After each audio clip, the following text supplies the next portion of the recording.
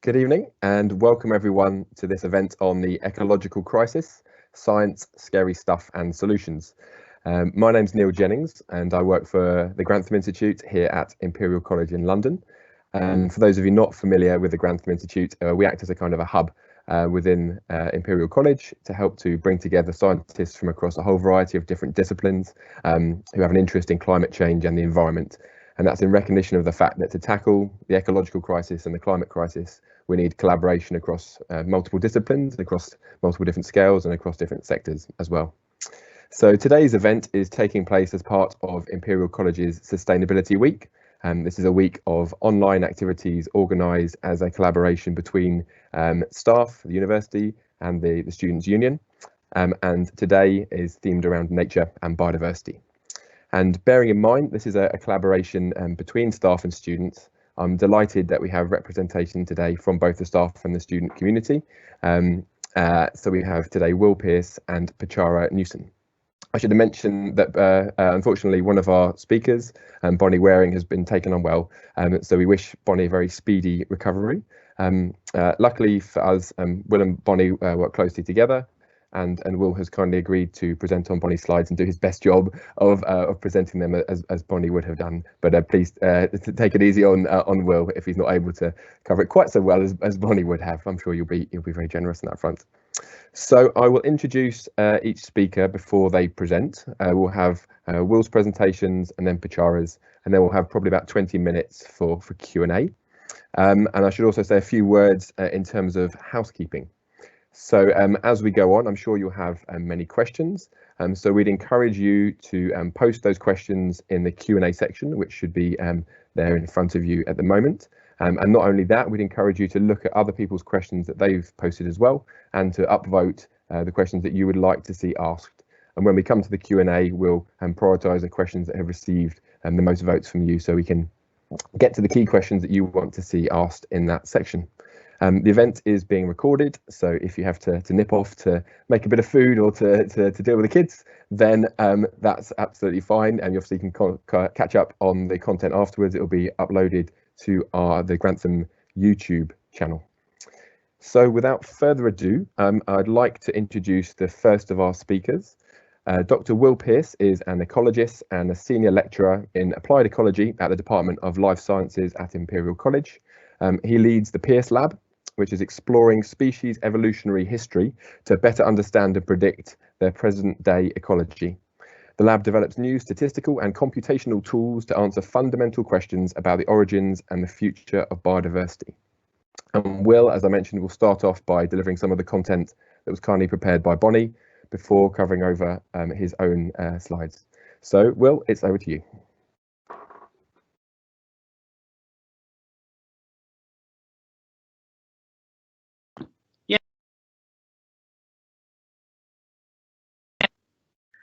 Thank you, everybody. It's a real pleasure to be here.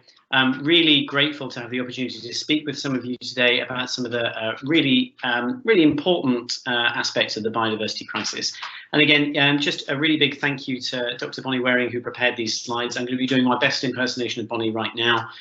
So, try to imagine me with at least 10 extra IQ points, because she's much smarter than I am. And I apologise for the butchery I'm sure I'll do to her slides.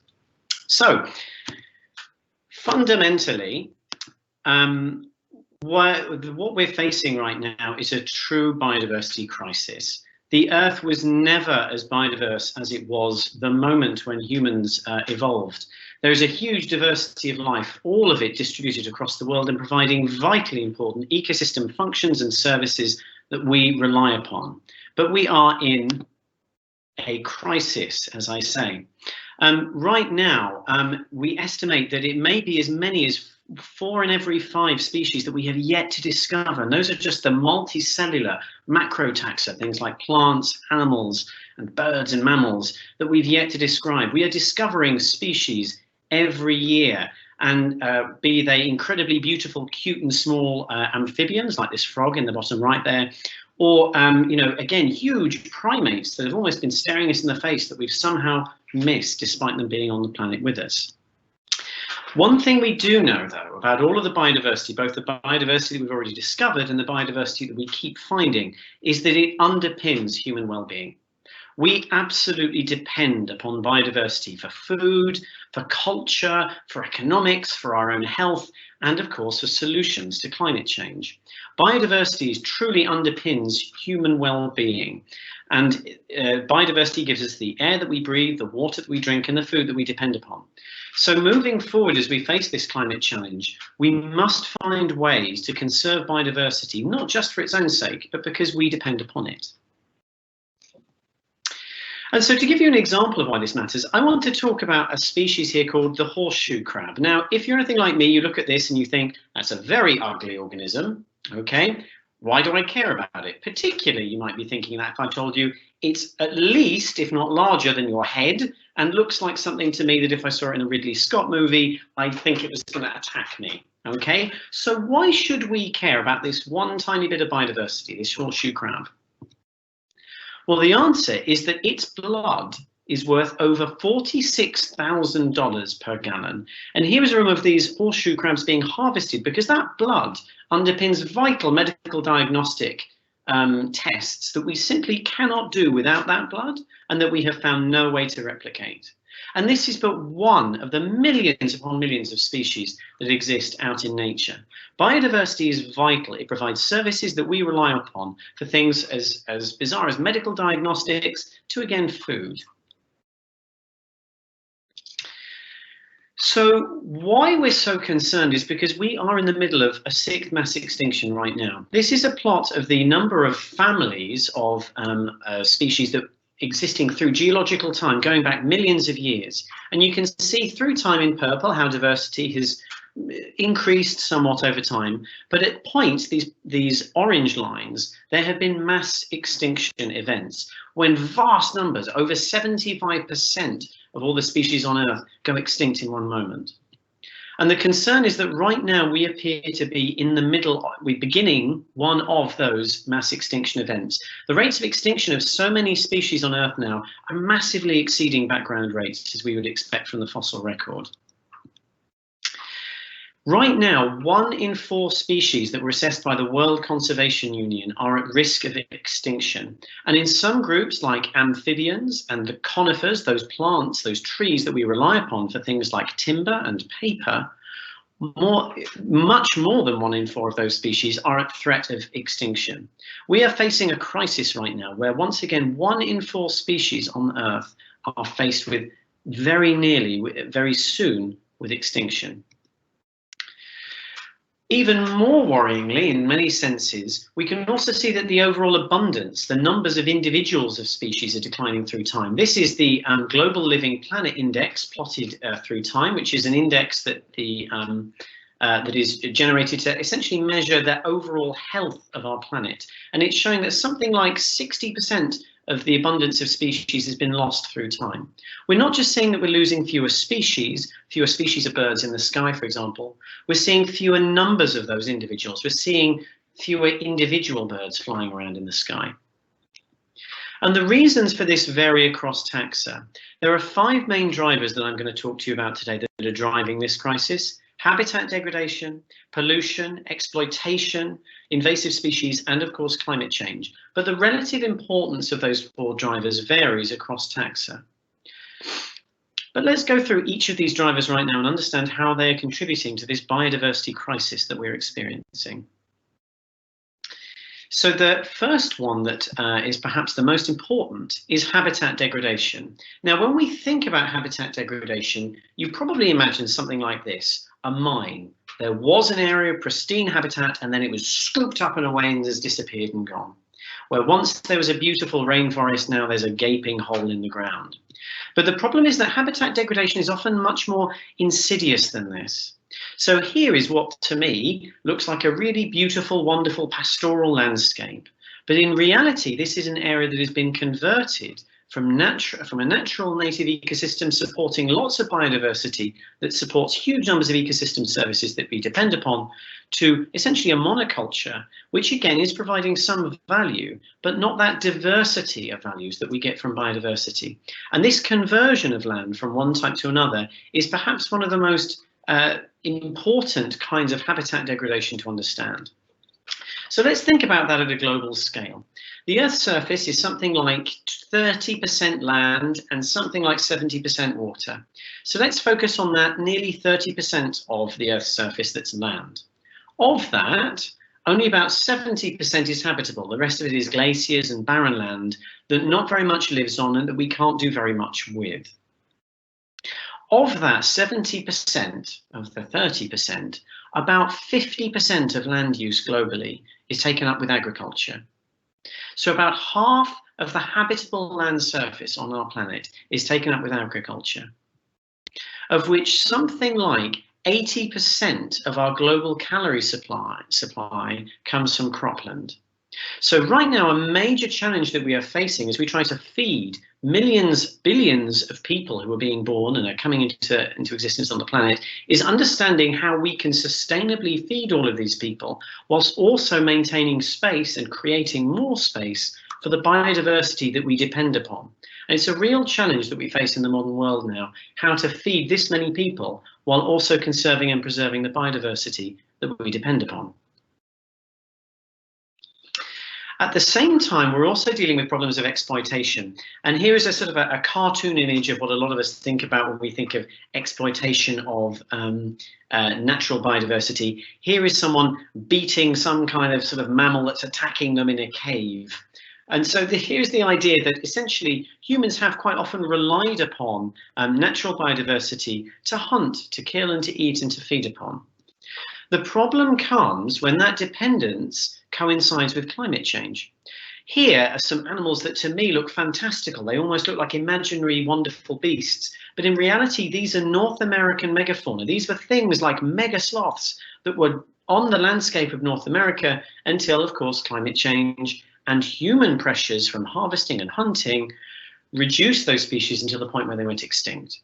And so this exploitation continues to be a major threat to biodiversity in the present, despite the impacts it's already had in the past.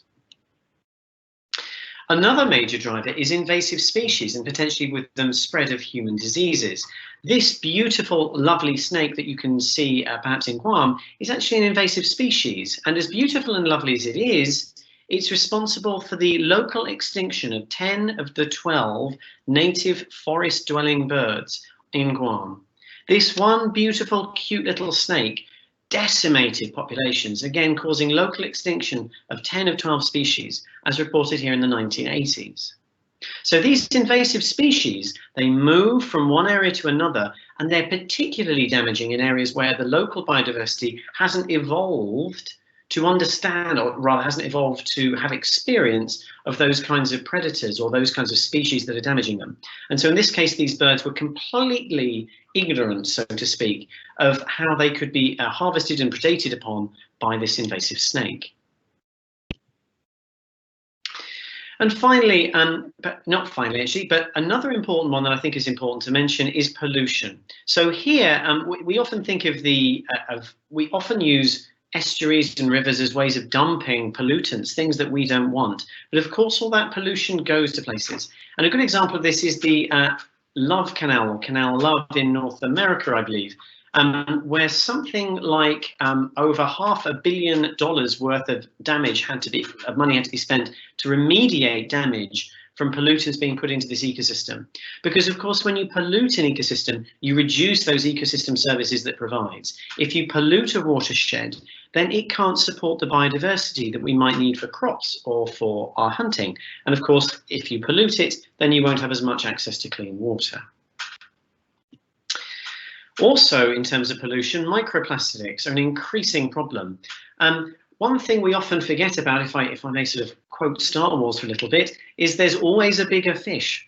And so what can often happen with pollutants, and in particular microplastics, is they get into the environment where they're consumed by smaller fish. Those smaller fish are eaten by bigger fish, and then by those bigger fish are eaten by even larger fish. And these pollutants get concentrated up the trophic levels.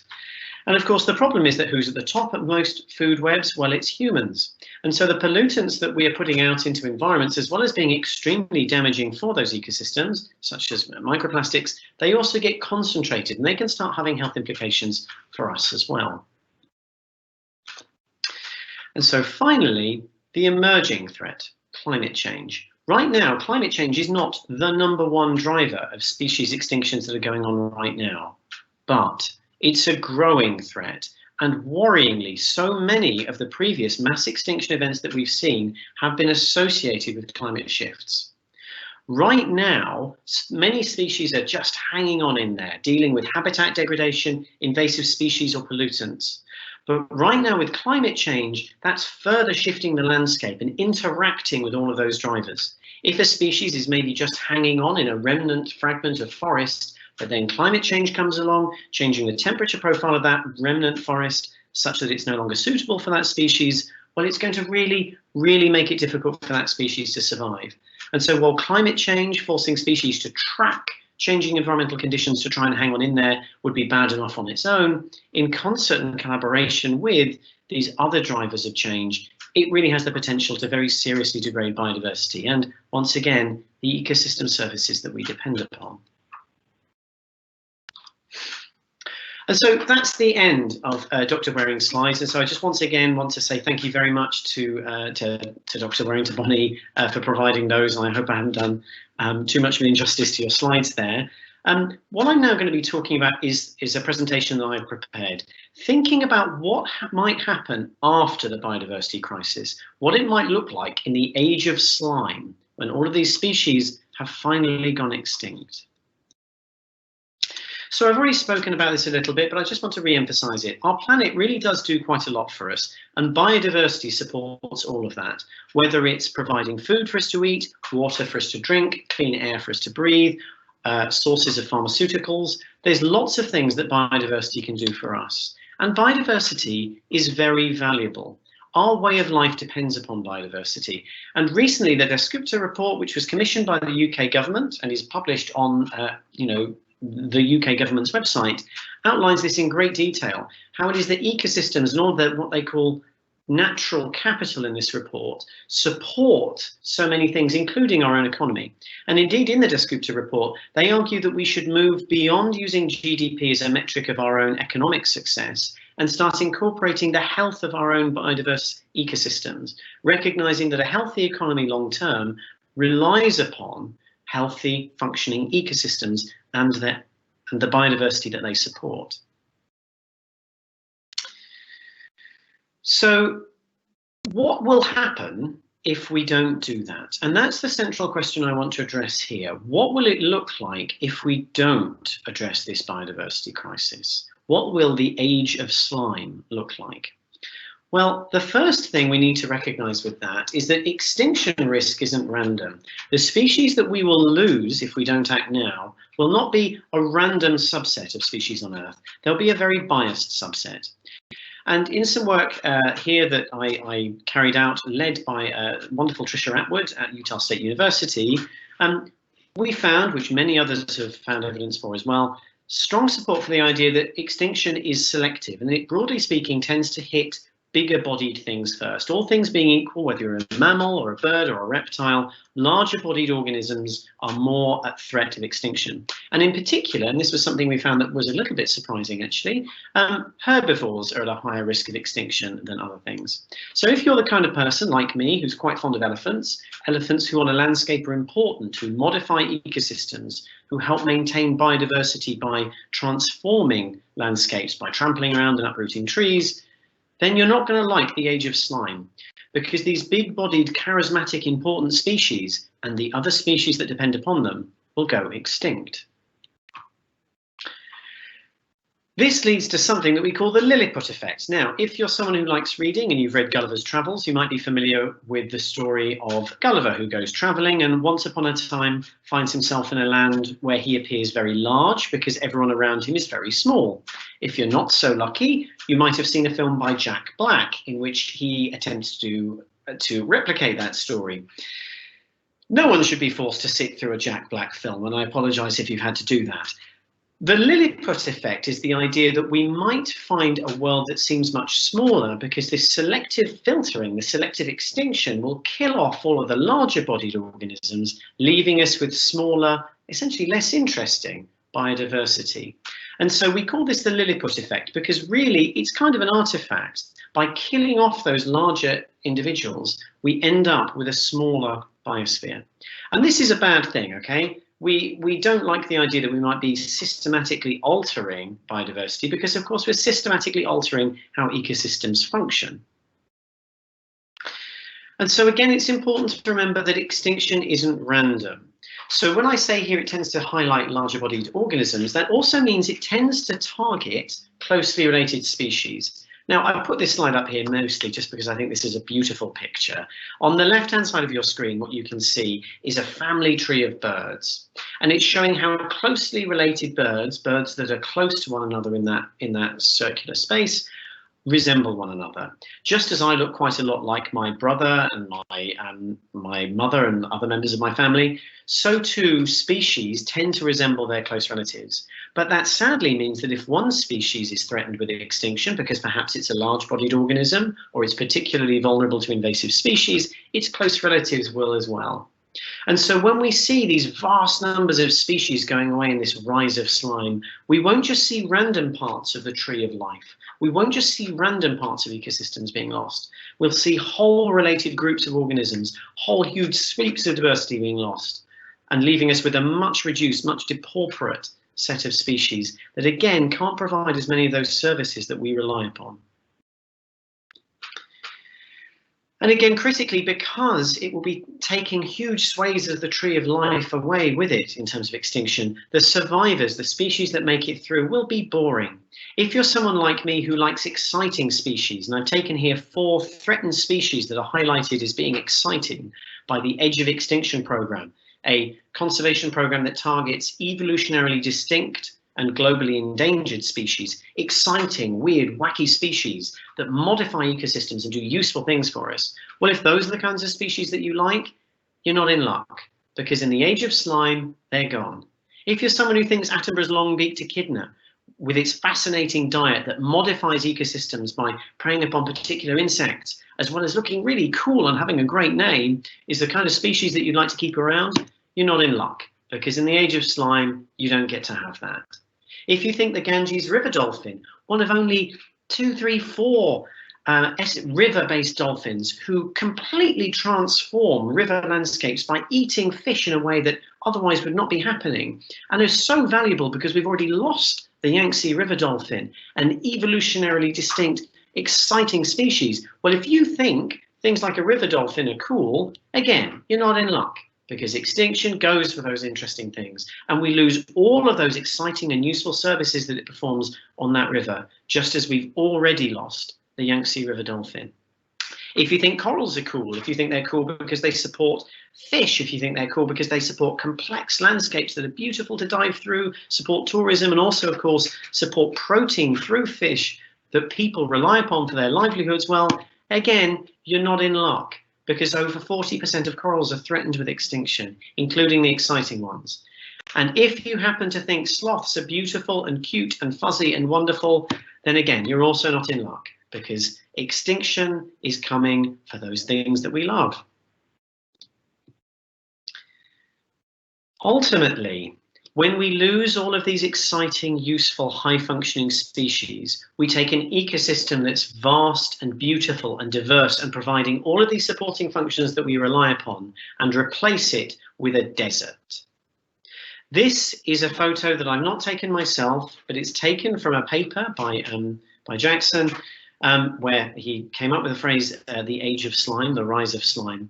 And it depicts something that I've seen with my own eyes, something that I've touched with my own hands.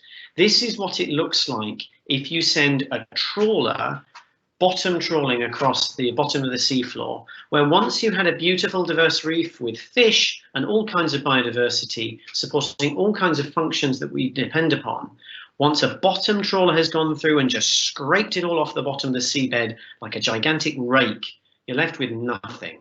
None of the food that we need, none of the beauty that we value. In the rise of slime, we are left with barren wastes that, sure, maybe there's a few things growing, but they're not supporting the kind of value and the beauty that we've come to depend upon and rely upon from our biodiverse natural planet. And perhaps the worst thing about this rise of slime is that no one will even remember what has happened. through something called shifting baseline syndrome, which is described in detail in this wonderful review by Sarah Papworth and colleagues that was written while she was a PhD student at Imperial. It's described rather how people's baseline expectations for biodiversity changes through time. We forget how beautiful the natural landscape used to be. We forget that where now there is a monoculture of corn, there used to be a beautiful biodiverse forest that supported boar that we could hunt and truffles that we could find. And in this plot, which I think is almost suitably boring for what a very sad thing it is depicting, you can see how in this survey they've asked people who are over the age of 60 how many species they remember reporting huge population declines over the last 20 years. And you can see people over the age of 60 on average remembered 2, maybe 3 species that had gone into decline, whereas people between the ages of 30 or younger remembered 1, at most 2 species that had gone into decline. Through time, we forget, our baselines shift, and we don't know how depauperate, how species poor our ecosystems have become. We forget what we've lost, and so we don't even remember what has happened. And so again, sadly, in the rise of slime, we'll be doomed to forget just how beautiful everything was, what we have truly lost. Some people say that because extinction is a natural part of evolution, and indeed it is, maybe this isn't a problem. We've had mass extinction events in the past, maybe we don't need to worry about this one. And so I wanted to address this head on because I'm an evolutionary biologist and say, no, this is absolute nonsense.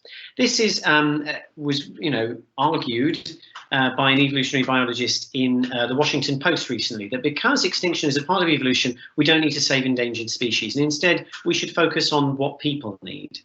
Now, of course, you know by now that what people need is biodiversity. So to say that we can choose between supporting people and supporting biodiversity is a false choice. We need both. But let's answer that question. How long would it take for biodiversity to evolve back after this mass extinction event? Well, Matt Davies and colleagues checked just for mammals, and they found that it would take at least 5 million years for mammal biodiversity to evolve back more species if we lose all of the species, all of the mammals that are currently threatened with extinction. So if you're thinking right now that evolution will come along and save us, it might do, but the earliest we could possibly evolve back biodiversity, the earliest we could possibly have back a functioning, healthy ecosystem like we depend upon, is 5 million years' time.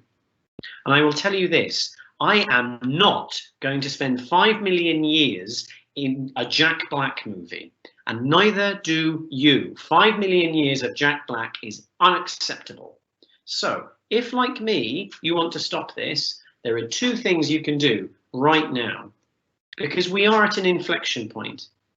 Truly right now, as a nation, I think we're reassessing what we want our country to look like. We're going to build back better from COVID, and we're thinking about what we want the future to look like.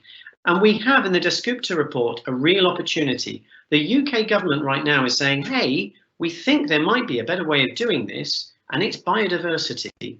So if you care about the planet, if you don't want to watch slime rise, then write to your MP and say, we want you to follow the Dasgupta report.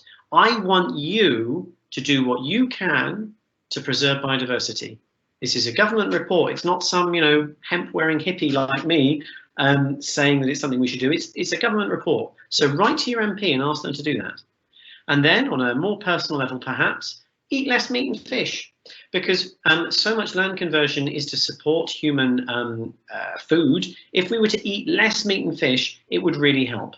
Maybe you're like me and you're scared at the idea of becoming a vegetarian. Well, then the good news is you don't have to be a vegetarian. You can just eat less meat and fish. And you might find that over time that becomes easier to do until the point where, again, like me, you wake up one day and it's been 6 months since you last had any meat and you feel great. So just think about just reducing that just a little bit. Just a little bit of reduction in your meat and fish would have a massive and profound impact on biodiversity in our planet. And so with that, I just want to say thank you very much and to hand over. Many thanks so much, Will, for a huge amount of content covered in a very short amount of time, and also obviously for picking up and presenting Dr. Waring's content as well. Really appreciated, and quite how you managed to get both Star Wars and Jack Black into a presentation about biodiversity, I will never know. I can see there are questions coming in now. We'll go to Petchara for her presentation in a minute, but if I could just remind you to post your questions, and also to look at other people's questions as well, and upvote the ones that you would like to see asked when we get to the Q&A. Okay, so now I'm delighted to introduce Petchara Newson. So Petchara is the current president of the Imperial College Environmental Society, and she's been particularly involved with college beekeeping and the period poverty campaign. She's also a final year biological science undergraduate student with a keen interest in plant sciences. So delighted to hand over to you, Petchara.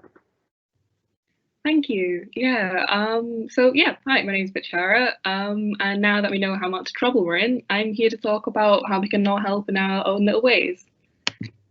And so I just want to say that sometimes when we think about trying to help the environment on an individual basis, it can feel like our effect isn't quite as big.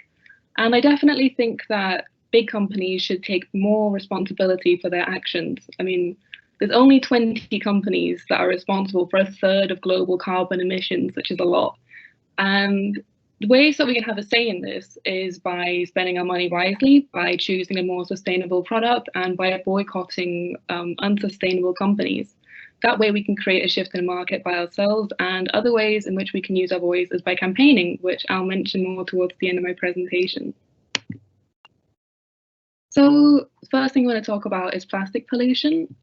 There's loads of plastic in the bathroom, and so when you're choosing a more sustainable option, it's not always going to be the more expensive option either. For example, switching to bar soap is a lot cheaper than liquid soap, and also switching to solid shampoo. One solid shampoo bar lasts as long as 3 shampoo bottles, so that saves a lot of plastic and money. There's other options like switching to a reusable metal razor over a disposable plastic razor, using reusable makeup wipes, or using a bamboo toothbrush. And if you're a person with a period, one way that you can reduce a lot of plastic is by switching to reusable menstrual products. So one person who menstruates uses about 1,100 products over their lifetime. And if you switch to using reusable products, that will save you £1,400 over your life, which, you know, a woman shouldn't have to spend that money. But anyways, I have more videos on this on the Environmental Society Instagram page if you'd like to have a look at that. And one other thing I want to talk about, so as Will mentioned earlier, microplastic pollution is becoming a big thing. And one way that you can help prevent that is by using a guppy bag. So basically, a guppy bag is a kind of like laundry bag that you put your clothes in that has synthetic materials in. So think about like your sports clothes. When you put it in there and you put it in your washing machine, this stops microplastic fibers from leaching out into the water system. So that's one way of stopping microplastic pollution. And when you buy food, there's I'm sure if you've gone to a supermarket, you've seen all the kind of plastic wrapping, you know, unnecessary plastic wrapping in food. And if you're a student like me in Fulham, North End Road Market is a really great place to shop at because it's cheaper. A lot of the products come from within the UK, and there's also, they don't come wrapped in plastic. So try looking out for alternatives to big chain supermarkets in your area. And also, if you can also use reusable wax wraps. So they're kind of like, they're an alternative to cling film that you can wash and reuse over and over again, so you don't have to use cling film. And one of my favorite things I've discovered over the last few years is Olio. So Olio is this app that basically, it's a food sharing app. If you have leftover ingredients, or if you have leftover food that you're not going to finish, an alternative to throwing it away is by listing it on this app called Olio. So your neighbors can come over and pick it up for free. And one of my favorite things about it is recently they've partnered up with Tesco's. So if you become a volunteer with them, at the end of the day, you can go to Tesco and they'll give you all of their food that was meant to expire by the end of the day. So they'll give you all of their leftover fresh fruits and vegetables and their pastries, which is amazing. Because when you list it, you get to keep 10% of all the food that they give you. So it saves on your grocery bills, saves a lot of food waste, but it's not good for lockdown weight. And plant milk. So I think that a lot of us know that, as Will mentioned just now, that switching to a plant-based diet helps the environment a lot. And if you switch to using plant milk, basically, 1 glass of dairy milk produces 3 times more carbon emissions than 1 glass of plant milk. So that's a lot. And I think a reason why a lot of people don't switch to plant milk is because the cost. It can be a bit more expensive. But one way I get around it is that there's these websites where you can order long life plant milk from in bulk. And when you order in bulk, basically it's a lot cheaper than going into your supermarket. And you can also order from companies that use carbon neutral delivery. So it's good all around. So I once heard that basically every single piece of plastic you've ever used is out there. Your first toothbrush is probably sat in a landfill. Your first pen that you've ever used for school as well. And all of this will probably outlive you as well. And for that, when I first heard that, it basically made me really overthink all of my actions, and bringing human mortality into the conversation just made me overthink everything. And I think if you're at this talk, you might have eco-anxiety to some degree as well.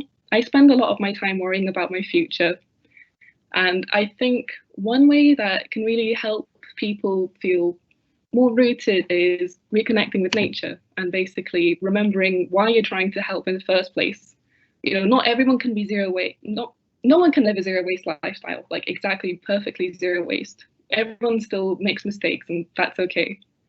But I feel like when you find a community like Environmental Society where a lot of people go through and have a similar mindset to you, this really helps. Before, we used to run weekly gardening sessions in our garden behind Ethos.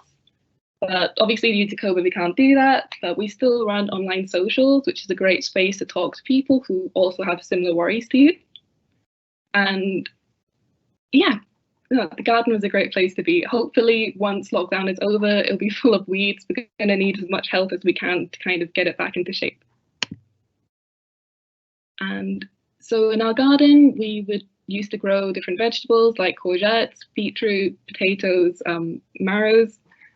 And our members used to be able to take them back for free. Just if you make anything good, just tag us on our Instagram. That's the only thing we ask. And our garden also has loads of great wildlife as well. We've got a pond with loads of frogs, many kinds of birds, cute little snails. It's great for photography, and a lot of our members are really interested in wildlife photography as well. So if that's something you're interested in, then please have a look at our society. We also get to keep bees, which is my favorite bit. We used to run weekly bee workshops, and although we can't do that anymore, sometimes when I go in, I do my Instagram lives, and you can have a look at some of them on the Environmental Society Instagram page. So these are some pictures of our honey after we processed it. So the bottom left, you can see us uncapping our honey from our honeycomb. And after that, we centrifuge it and we get all the honey out of it. So one hive produces about 50 jars of honey. So urban beekeeping is also very important, sustaining bee populations and all that. And we also save our beeswax, and we use that for different craft classes. Like in the past, we've made lip balm and we've made food wraps.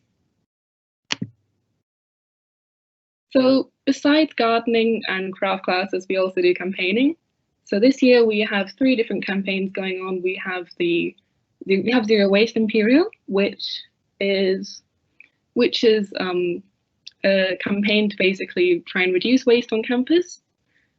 Also trying to reduce waste in the student lifestyle. So this year, one of their aims is trying to get Imperial to introduce these TerraCycle boxes for PPE, because I'm sure if anyone's gone in and out of campus, and I've heard especially with the medics, they go through so much PPE.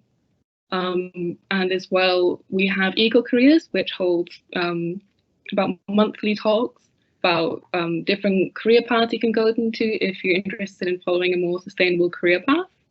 There's an event on next Tuesday, if you'd like to join, and we've got some really great panelists coming in. It's going to be on Zoom, so you can find out more about it on our Facebook or our Instagram page. Also, we have period poverty. So basically, period poverty helps provide information about reusable menstrual products to students. And this year, we're working with the Imperial Working Class Officer to try and get free period products into all the bathrooms on campus. So where we help there is we're helping to kind of encourage them to also include reusable menstrual products, so providing free menstrual cups to students. There's also Divest Imperial. They're not a part of the Environmental Society, but we support them. They're trying to get Imperial to divest from fossil fuels, and they have an event on Saturday which talks more about eco-anxiety.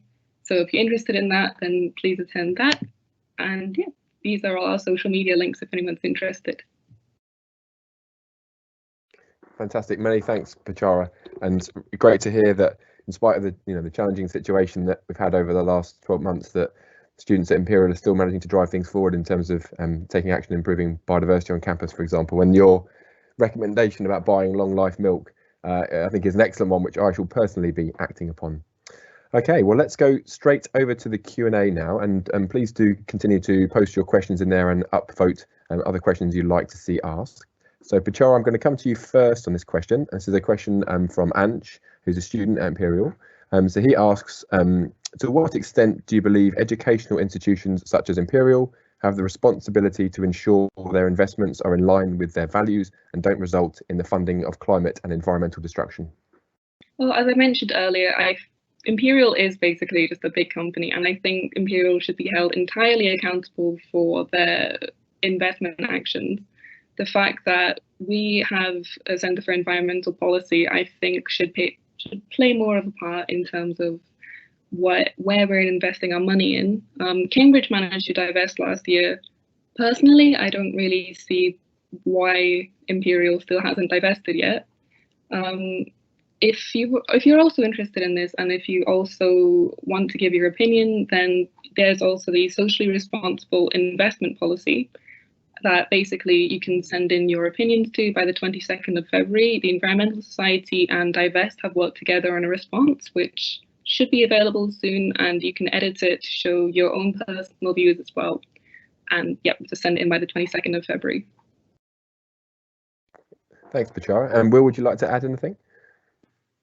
Yeah, sure. I would just add, I suppose, as an employee of Imperial College London, maybe I should be careful what I say. But I would say that we often present this idea of, environmentally ethical, if we want to use that term, investments, as if it's a sort of a choice between something that will give a good return on investment versus something that will be environmentally sustainable and good for the planet. And the truth is that actually the two are the same thing.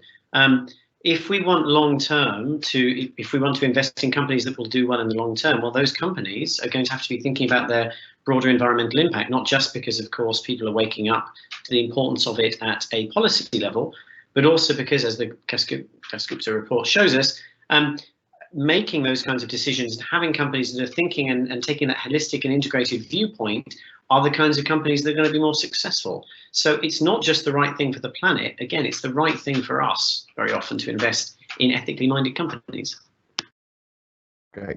Thanks, Will. And while we're on the topic of you mentioned the Dasgupta review there and in your presentation, we have a question from Jamie here.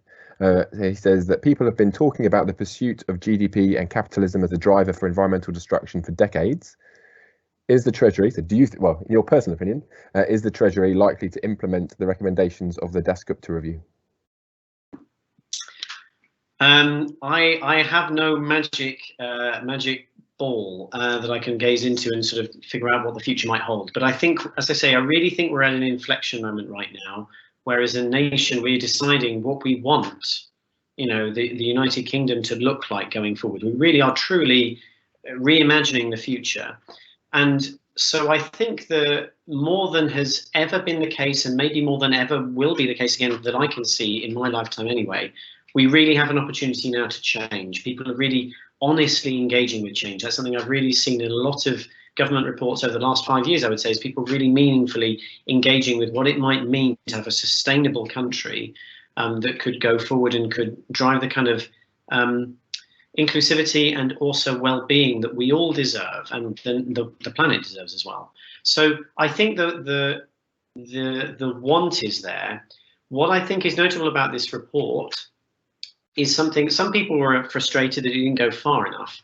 And I think in many ways that's why there really is a chance that this might be implemented, because this is not someone, as I said, it's not some hippie saying we need to focus on peace and love, man, or something. This is instead someone saying it is economically rational to do the following. It's not someone saying throw out the idea of the economy. It's not actually someone saying throw out the idea of maximizing utility. It's not someone saying let's pretend that jobs don't matter, or that livelihoods don't matter, or that we shouldn't be trying to make money. Quite the opposite. It's someone saying that if we want to do all of those things, we have to change the metric we're using, because otherwise we're heading for a long-term problem. So I really think it is plausible, because the 600-page report speaks the language of the Treasury. It's an economic report. It says much more about economics, I think, actually, almost than biodiversity science. And so I really am genuinely hopeful, but only hopeful if we, as the people who elect, our members of parliament, write to them and say, this is what we want. Because again, we're at that inflection point. People listen to letters because so few people send them. Send those letters, send those emails, make those phone calls, because they want to listen. They want to listen to their own report. So I really think it can happen if we all take part, if we all do our share. Thanks. And if I could just bring in Petchara there on the, so Will's sort of touched on there on the kind of the inflection point, as he calls it, this kind of moment of change, and maybe people being more connected to nature in some cases than they have been before, having more appreciation of it. Could you just speak to that point potentially about what you've seen, both in your own personal experience, but also from those who are members of your society, in terms of the important role that nature has played over the last 12 months? Yeah, I think definitely, sending in letters, as Will has said, has been really important. And again, looking towards your local community as well, protecting all of your local spaces, making sure that they're not going to be closed down anytime soon. But yeah, just making sure that you're staying socially active is important. Great, thank you. And I think we've got a few questions which are kind of grouped together here, which I'll send to you, Will, which are, well, so first is maybe if you could just elaborate more on the potential for other metrics that could replace GDP as the primary metrics that's currently used. And then maybe sort of pivoting on the finance side of stuff from there. So we have a couple of questions which are talking about the finance industry and how they can be engaged in order to better take into account the impacts that the people they fund have upon nature and biodiversity. So Guy asked the question, what are your views on the introduction of the task force for nature-related financial disclosure, and what challenges do you see in its implementation? And just before you ask that, just to potentially provide a bit more clarification on that. So that the guy's question there is coming from the perspective of something called the Task Force on Climate-Related Disclosure, which is obviously the more climate change focused program, which is asking companies to report on both their assets and their exposure to climate-related risk, but also where they're in, both in terms of their operations, but also in terms of their investments, the company they're investing in, and how exposed they are to potential climate change related risks in the future. So Will, over to you in terms of, firstly, alternates for GDP, and secondly, the opportunities around a nature related financial disclosure. Great. Okay, thank you. So pretty small questions there. What's the alternative to the current the current economic regime? So in terms of alternatives to GDP, and I apologise to the listeners, because if Dr. Waring were here, this is something I know she thinks about very deeply. So I think the most important thing for me actually is that there's a number of economic laws that lead towards the idea that if you have a single metric by which you measure success, you tend to maximize the metric and its variation from the things for which it's meant to be a proxy of. So that's one way of saying, if you it's important to measure the right thing, because if you set a target that is not exactly the thing that you want, then you'll maximize the target and you'll increase the discrepancy between it and the thing you truly care about. So I think more than any one particular metric, I think what I personally take from this discussion is that we need to move beyond single numbers that describe how well our economy is doing. Because for one thing, that does not, GDP in a given year does not account for expected changes in the future. And it also doesn't, of course, account for the fact that if we preserve natural capital, the ecosystems that preserve and provide functions that we need, perversely restoring and replacing degraded ecosystems can actually artificially boost GDP, because we're busy rebuilding things that we've destroyed. So I don't know if I can say right now the precise metric. I think that is discussed in the report, but it's discussed in such detail that I'm not sure I can give a pithy answer, other than to say it has to be a number of them, and they have to consider a number of different time horizons. It cannot simply be a number that works for this year or next year or 10 years time. It must be a number of them together to consider those different time horizon effects. In terms of the question there as to how the finance industry can contribute to all of this, I think it's important to speak the language of the people you're trying to speak to. And so I do think, I don't know very much about that task force at all, but I do think speaking in the language of finance, thinking about it in terms of exposures, is a good way to go, because of course you need to meet people in the middle, at least to get them on board and to start that process. And I think it's important again to remember that nothing we're talking about here is against really the idea of maximizing utility and therefore maximizing economic value. Making these changes will ensure that companies are productive long term. And so I think we can go very far by engaging with that logic and speaking with people on that grounds. So I think there's real cause for optimism. I think there's real cause for optimism as well, because we are bringing we are making the policy match the problem. And so we are addressing full on and integrating into the system through systems like carbon credits and all those things. And we're making it possible to bring the finance system in. Yeah, and so I think there's huge opportunities, both in terms of minimizing exposure, as was mentioned there, but also in terms of bringing out that value that environmentally focused companies that are thinking about the long-term impacts of all aspects of their supply chain are having, and the sustainability of that.